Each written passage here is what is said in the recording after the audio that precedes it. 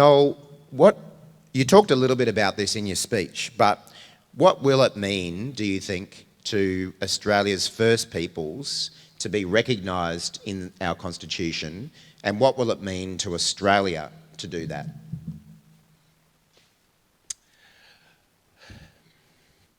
The importance of recognition in the Constitution is to recognise that we have our own identity and culture. We have a right to retain our languages and our identity. We have a right to be Australians in the way we choose to be Australians. The late Yunupingu said, "Give us the chance to be a modern version of ourselves." And that has been a very inspiring way for me to think about my people in Cape York Peninsula. We don't want to be forced into assimilation. We want Australia to stop trying to force us to change. We want to make our own decisions about change and how we deal with the modern world and how we keep our ancient traditions. So for the first time, we're going to have the freedom to do that. The first time. And the country's going to say, yes, we value. By recognising us, presumably, the country is saying, we value your culture and your languages. And we're really proud of them. And we want to support them. And we feel connected to them. How could you not be connected when you live in a place called Nerang? I happen to live momentarily in a place called Noosa. And I'm not sure whether the denizens, my fellow denizens, quite understand where that name came from. So, Murray, my answer is that the importance of recognition is about recognising the custodians of this land here, the custodians of Arnhem Land, the custodians of Cape York. We're going to give real meaning to Welcome to Country. It's really an important development that we've made in the country, but this is the crowning achievement of it, to put it in our Constitution. And there's a whole lot of practical good benefits that will flow as well, but I'm just focusing now on the symbolic importance of the recognition. A question for you. I need some guidance, Mr. Pearson.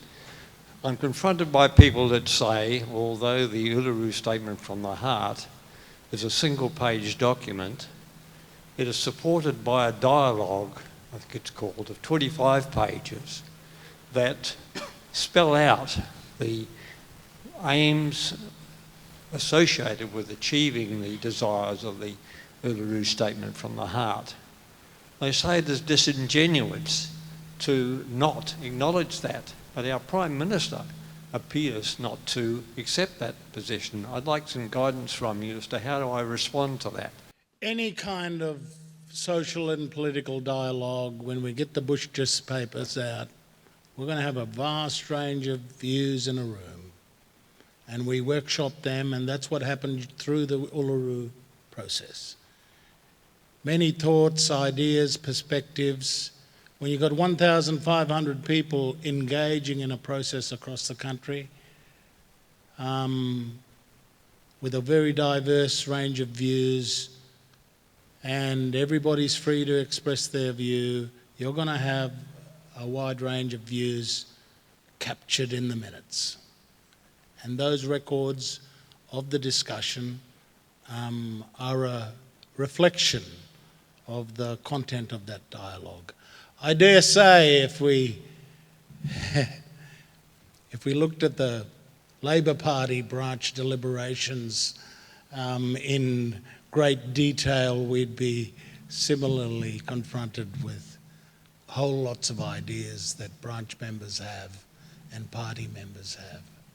But at the end of the day, all of those ideas had to be condensed down to specific proposals. I think there were at least a dozen different constitutional reform ideas that came up during the 12 years of discussion about this. So by the time we came to Uluru, there were lots of ideas that people had. And we could have taken the decision to say, oh, I like that idea, I like that idea, I like that. Oh, let's throw them all in the bucket and put them forward to the government. That is not what we decided. We decided if we're going to have any chance of moving ahead, let's move with the voice to Parliament. There's many other changes to the Constitution that people wanted and people would like, but we made a hard political decision. Can you imagine why? Because this is the hardest constitution in the world to change. You need a majority of voters in a majority of the states. This is like climbing Mount Everest. And that is why the pragmatic decisions were taken at Uluru to choose our best option. And when people came to consider the best option, they thought having a voice in the democracy was the most important idea. It was the most important thing to achieve. And that is why, after all of that discussion captured in the notes and minutes, the whole thing narrowed down to the voice to Parliament. Now, along those 12 years, I'll finish soon. Along those 12 years, we had very heavy-duty legal advice from two former Chief Justices of the High Court. You know, we took counsel from some of the most important judicial elders in the country. And we listened to their advice because we wanted to win the referendum. And so that's the answer to this question. I know people are kind of trying to create some kind of drama around those documents and so on. The fact of the matter is that they're deliberative documents. We eventually coalesced on the one idea of the voice as the best means of recognition in our Constitution. Hi Noel, such an honour to hear you speak tonight. My question is, we know that there's a big percentage of Australians that are undecided. What do you find are the most persuasive messages and things you can say to them to bring them across to yes? They are our opportunity. It's the soft yes vote we have to go after. These are people who they're not badly disposed to this. What we have to give them is reasons to firm up from soft yes to absolutely damned yes. And the arguments, I think, are the ones I've got my own arguments, but I think the first thing is that the voices come from Indigenous people. It's not a government idea. It came from the Uluru Statement from the Heart, of which I was a co-writer. So I can tell you it came from us. Secondly, Indigenous people want this. I've been watching the polls. The campaign has been doing a lot of polling over many years. It's very clear that Indigenous people want this over 80%. Now, does that mean that my brother Freddie knows all about it? If you went and thrust a microphone in front of him up at Hopevale, he would say, go talk to Noel. I'm going fishing. Not all of our family members are going to be interested or engaged in all of the detail. That's like any family. You know, thank God we're not all obsessed with politics. So, you know, once the idea is explained to people by the pollsters, the Indigenous response is always, at least to the extent of 80%, the Indigenous response is yes, that is a great idea. The third thing is, will it have positive benefits? And I think I haven't talked about practical benefits, but I can tell you my whole day job for the last 30 years has been trying to rebuild our people from the ground up. From the ground up. And if you're ever involved in that business, getting families reunited with their children, families having food on the table, tackling health and other problems faced by families. If you're building your people up from the ground up, you will understand how absolutely important a voice to the powers that be is. Having a voice to the government in particular. The Parliament one will be great to get the laws right, but the thing that's going to be most practical benefit is the voice to the government.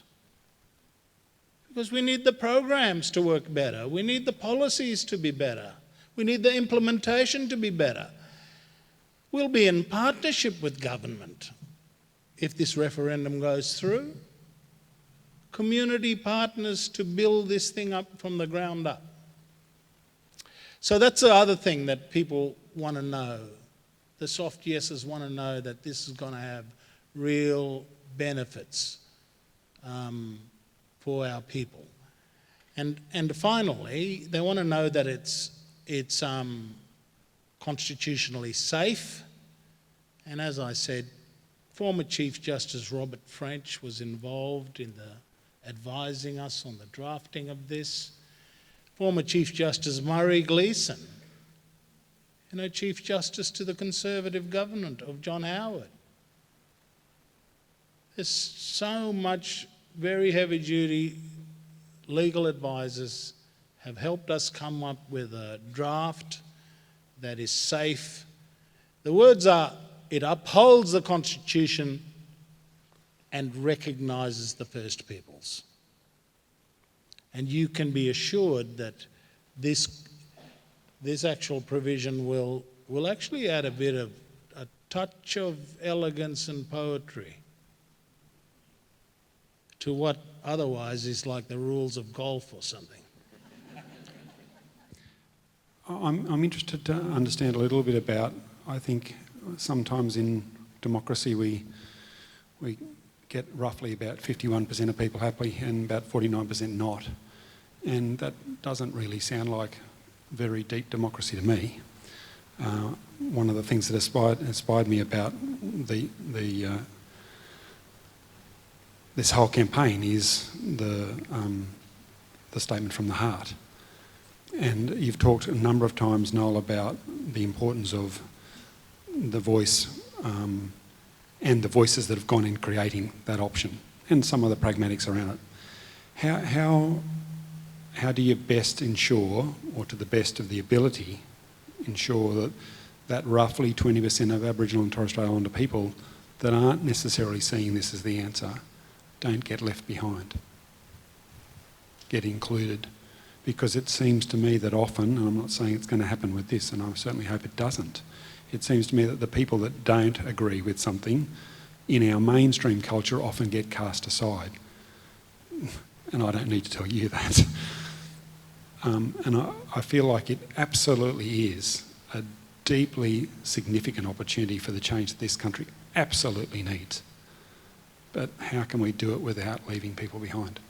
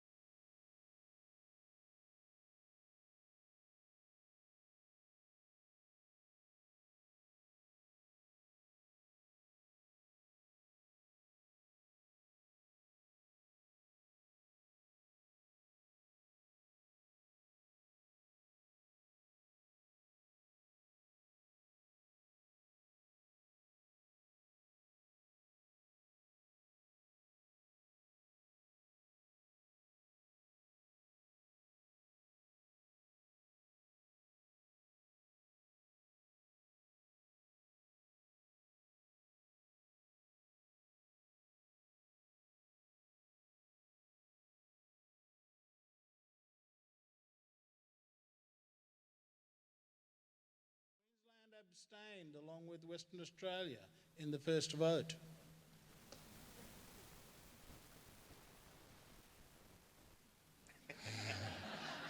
Some things don't change. But they came on board in the third vote, and as did Western Australia. And again, you know, I often think about the 30-40% of people who said no to the Federation, what they thought in the subsequent years. You know, did they eventually come around to thinking, oh, this Australia is not a bad idea? And anyway, they stood to eventually benefit from the reform. And that's the way I see those who might have doubts and contrary views about what this voice means to them and how they will vote in the referendum.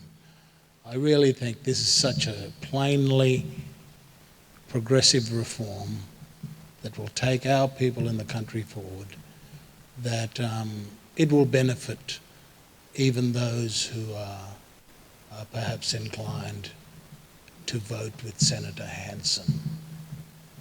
No. In terms of speaking about certain aspects that influence Indigenous culture and the Indigenous people, do you think that would extend to potentially environmental issues? For example, the climate crisis that is literally threatening the homes of the Torres Strait Islander people, or perhaps when mines want to be built on historical land sites. Is that something that would also be able to, the voice would also be able to make representations about? The voice will make policy and law recommendations and representation to the Parliament, but it won't override the decisions of the landowners. So the voice will always have to follow the decisions of the landowners. So the existing laws that we have dealing with heritage and land ownership and environmental assessment and everything else, those laws will still prevail, and the voices relevant to those processes will be the voices that interact with government and the Parliament. But in relation to general questions where traditional owners have expressed a view about something, I would imagine that the voice would support the position of traditional owners. But what we would need to think, we would need to provide for when the legislation is, the detail is put together after the referendum, is to make sure that it's the traditional owners on the ground, the landowners, who make decisions in the first case. And of course, issues like climate change, of course the voice is going to be very much involved in the environmental crisis in this country. We have very important things to say about that, and our destiny is very much tied up with it.